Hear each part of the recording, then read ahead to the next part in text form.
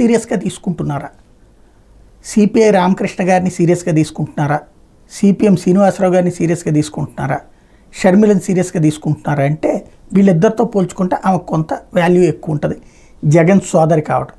కాకపోతే రాజకీయ పరంగా ఆమెని ఎవరు సపోర్ట్ చేస్తున్నారంటే యాంటీ జగన్ టీం తప్పించి జగన్ టీం ఏమి షర్మిల వైపుకి టర్న్ కావట్లే.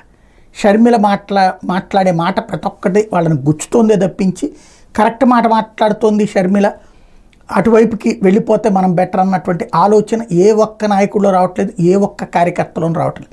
పైగా రోజు రోజుకి షర్మిల పట్ల ద్వేషం పెరుగుతుంది. అలాగని తెలుగుదేశం పార్టీ వాళ్ళకు, జనసేన వాళ్ళకు, భారతీయ జనతా పార్టీ వాళ్ళకు, సిపిఐ వాళ్ళకు, సిపిఎం వాళ్ళకు షర్మిల పట్ల ఏమన్నా అభిమానం పెరుగుతుందా? వాళ్ళకి ఆవిడ ఒక వనరు అంతవరకే.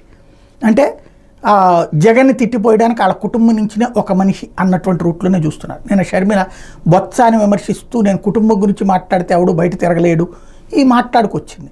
నేను ఇది కుటుంబం కాదు, నేను రాజకీయం కోసమే అన్నటువంటి ఆమెని ఆ కోణంలో జనం చూడట్లేదు అన్నటువంటి ఆమె గ్రహించలేకపోతున్నది. అదే స్పెషల్ ఇక్కడ.